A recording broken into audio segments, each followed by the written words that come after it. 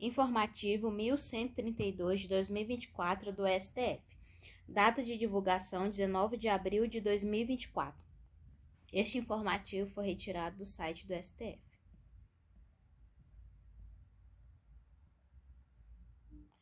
Primeiro, matéria. Direito administrativo, responsabilidade civil do Estado, teoria do risco administrativo, operações de segurança pública, morte ou ferimento, indenização por dano moral, ônus da prova. Tema: responsabilidade estatal por morte de vítima de disparo de arma de fogo durante operações policiais ou militares em comunidades. Área 1.385.315/RJ. Tema: 1237 RG. Tese fixada. O Estado é responsável na esfera civil por morte ou ferimento decorrente de operações de segurança pública nos termos da teoria do risco administrativo. É ônus probatório do ente federativo demonstrar eventuais excludentes de responsabilidade civil. A perícia inconclusiva sobre a origem de disparo fatal durante operações policiais e militares não é suficiente por si só para afastar a responsabilidade civil do Estado por constituir elemento indiciário.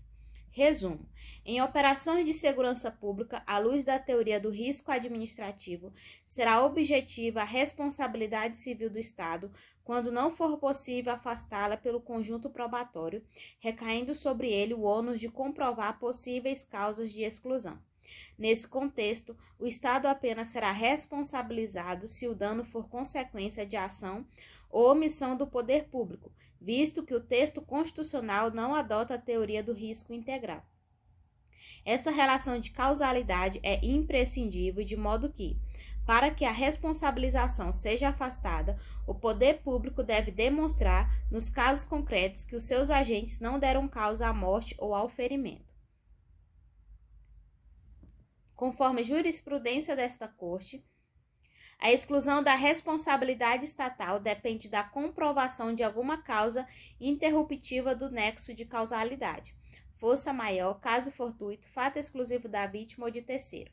Na espécie, a vítima foi atingida durante uma operação da Força de Pacificação do Exército. Ao realizarem a operação em zona habitada e, a partir dela, desencadearem intensa troca de tiros com os confrontados, os militares descumpriram o dever de diligência, circunstância que evidencia a presença do nexo de causalidade, sendo irrelevante na hipótese o fato de a perícia ter sido inconclusiva em relação à origem do disparo do projétil que atingiu a vítima.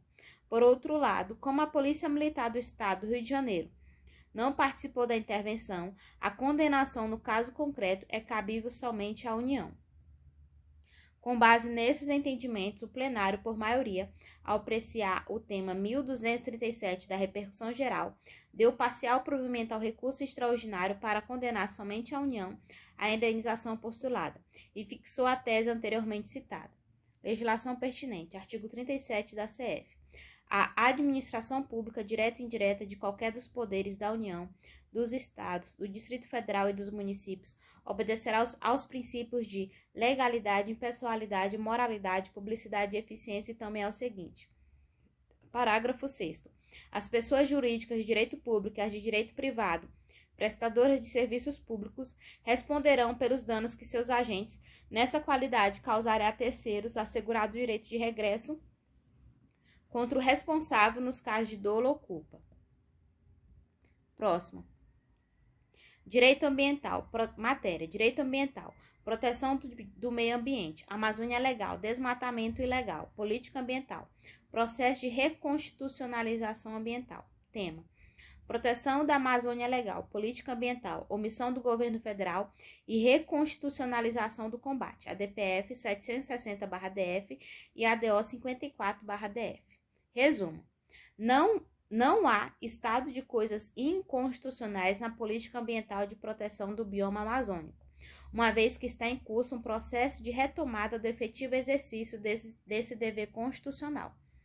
O processo de reconstitucionalização do combate ao desmatamento ilegal da Amazônia e do exercício da função protetiva do meio ambiente pode ser verificado com a reativação de programas e das obrigações assumidas especialmente através do Plano de Ação para Prevenção e Controle do Desmatamento na Amazônia Legal, PPCA-DAM.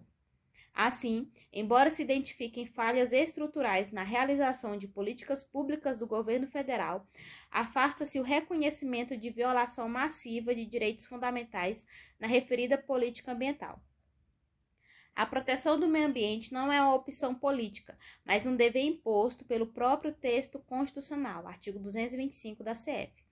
Dessa forma, para evitar o inadmissível retrocesso das medidas protetivas, além do compromisso institucional do governo em cumprir e detalhar os meios adotados para alcançar os objetivos dos respectivos planos, mostra-se necessário o cumprimento de providências determinadas por esta Corte.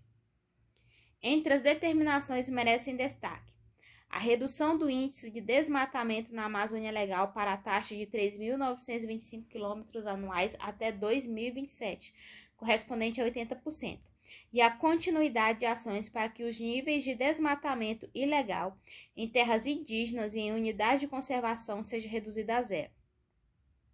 O desempenho efetivo por instrumentos especificados de atuação para fiscalização pelos órgãos competentes e de investigação das infrações ambientais e aquelas a eles conexos, com os meios para a garantia de eficácia dos resultados, incluídos os casos em que haja punições com a atuação das entidades federais competentes. 3.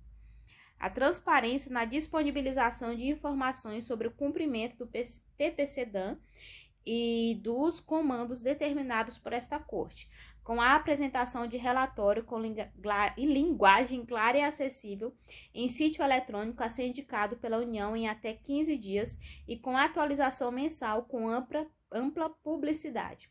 4.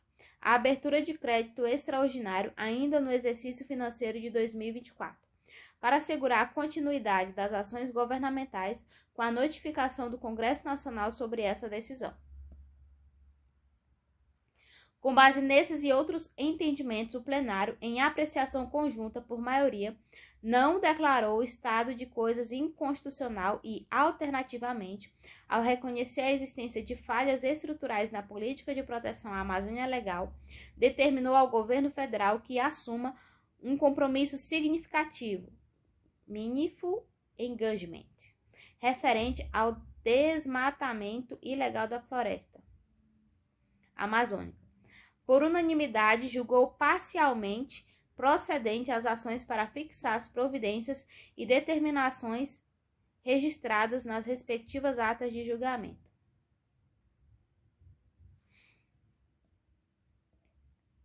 Próximo.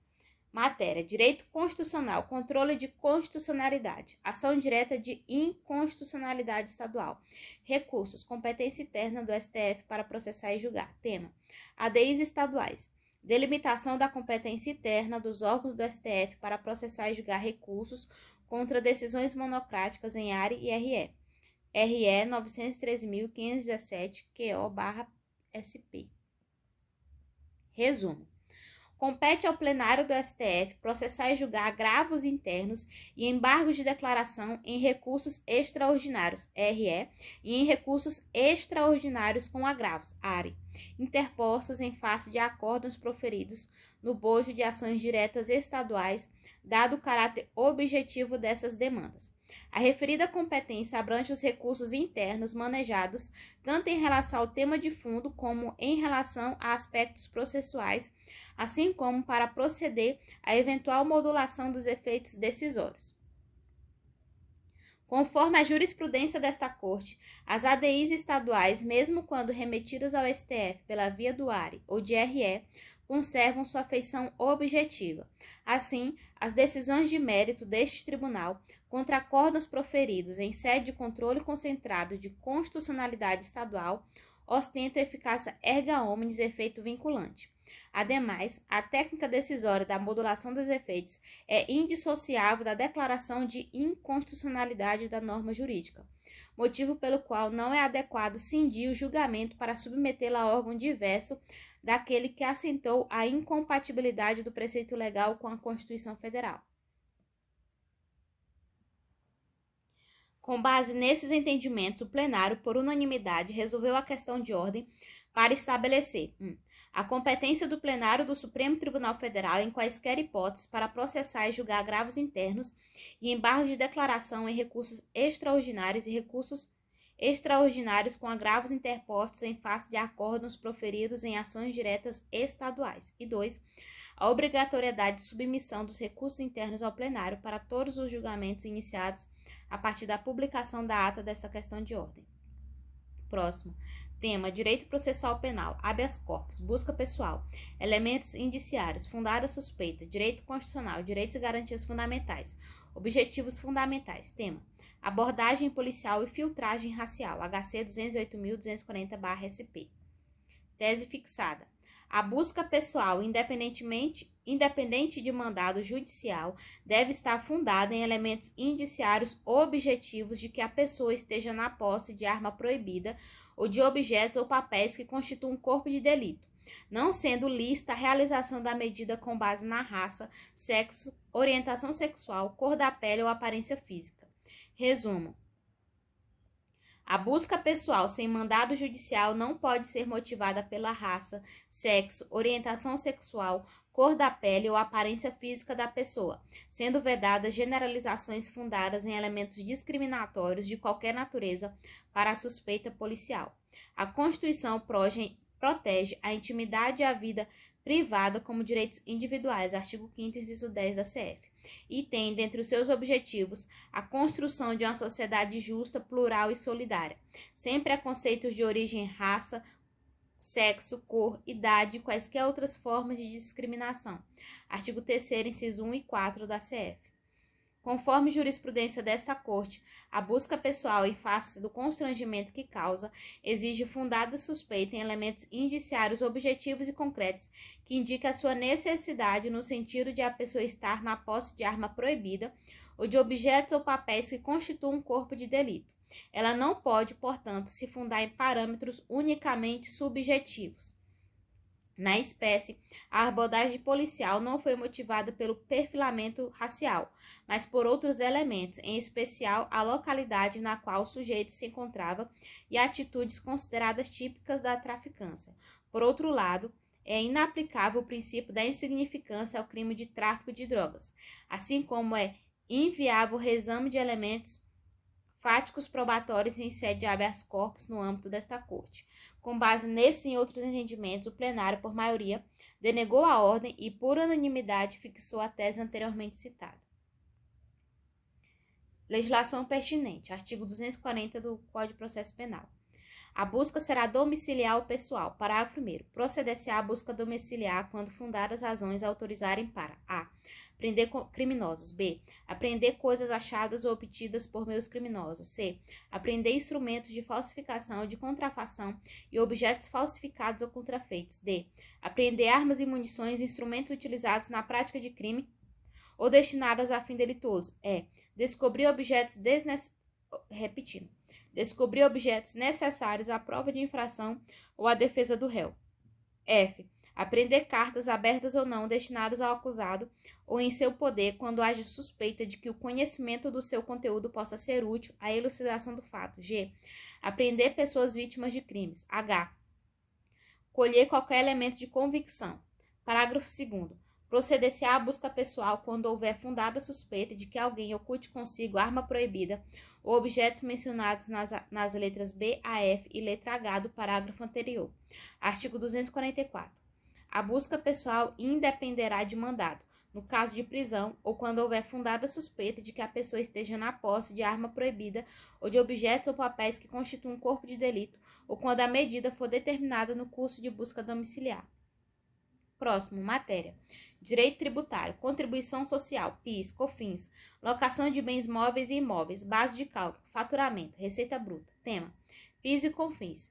Incidência sobre os valores recebidos a título de locação de bens móveis e imóveis. RE 599.658/SP. Tema: 630 RG. IRE 659.412/RG. tema 684 RG.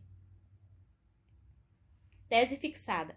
É constitucional a incidência da contribuição para a PIS e da COFINS sobre as receitas auferidas com a alocação de bens móveis ou imóveis, quando constitui atividade empresarial do contribuinte, considerando que o resultado econômico dessa operação coincide com o conceito de faturamento ou receita bruta, tomados como a soma das receitas oriundas do exercício das atividades empresariais, pressuposto desde a redação original do artigo 195, inciso 1 da Constituição Federal. Resumo. O texto constitucional autoriza a incidência do PIS, Programa de Integração Social, e da COFINS, Contribuição para o Financiamento da Seguridade Social, sobre as receitas obtidas por meio da locação de bens móveis ou imóveis e decorrentes da atividade empresarial do contribuinte, pois essa operação enseja resultado econômico coincidente ao conceito de faturamento ou receita bruta. O conceito de faturamento não se limita às vendas acompanhadas de fatura, pois abrange todos os valores recebidos em razão de atividades tipicamente desenvolvidas pela empresa, ainda que não se trate de venda de mercadorias ou prestação de serviços, de modo que nele também estão incluídos os montantes auferidos a título de locação de bens móveis ou imóveis. Ademais, a atividade não precisa constar expressamente no bojo do contrato social da pessoa jurídica, desde que seja por ela desempenhada de modo habitual. A redação original do texto constitucional legitimava a cobrança de PIS e COFINS sobre a atividade típica da empresa. Com o advento da Emenda Constitucional 20 de 98, que deu nova redação ao artigo 195, inciso 1 da Constituição Federal de 1988, para incluir a linha B, o vocábulo receita, ampliou-se a incidência de PIS e COFINS para abarcar a totalidade das receitas obtidas pelas empresas, mesmo que não decorram de sua atividade empresarial. No caso do RE 599.658/SP, o TRF da Terceira Região decidiu ser indevida a cobrança do PIS sobre os valores recebidos com a alocação de imóveis próprios de uma indústria moveleira local. Já no caso do RE 659.412/RJ, o TRF da Segunda Região assentou a incidência do PIS e da COFINS sobre as receitas provenientes da alocação de imóveis de uma empresa do ramo de aluguel de contêineres e equipamentos de transporte. Diante dessas decisões foram interpostos recursos extraordinários pela União e pelo contribuinte, respectivamente. Com base nesses e em outros entendimentos, o plenário, em julgamento conjunto por maioria, ao apreciar o tema 630, repercussão geral, deu provimento ao recurso extraordinário da União para reconhecer a incidência das contribuições para o PIS e da COFINS sobre as receitas obtidas pelas empresas de locações de bens imóveis próprios. E 2, ao apreciar o tema 684, repercussão geral, para que não ocorra a reforma-se impégio, negou provimento ao recurso, mantendo o direito de a empresa contribuinte proceder à compensação dos valores indevidamente recolhidos na forma do parágrafo 1º do artigo 3º da Lei 9.718/98, conforme reconhecido pelo Tribunal ACOR. Legislação pertinente. Artigo 195 da Constituição. A Seguridade Social será financiada por toda a sociedade, de forma direta e indireta, nos termos da lei, mediante recurso proveniente dos orçamentos da União, dos Estados, do Distrito Federal e dos municípios das seguintes contribuições. 1. Do empregador da empresa e da entidade a ele equiparada na forma da lei incidente sobre. A linha B. Receita ou faturamento, incluído pela Emenda Constitucional número 20 de 98. Lei 9.718, artigo 3º. O faturamento a que se refere o artigo 2º compreende a receita bruta de que trata o artigo 12 do Decreto-Lei 1598, de 26 de dezembro de 1977. Acabou.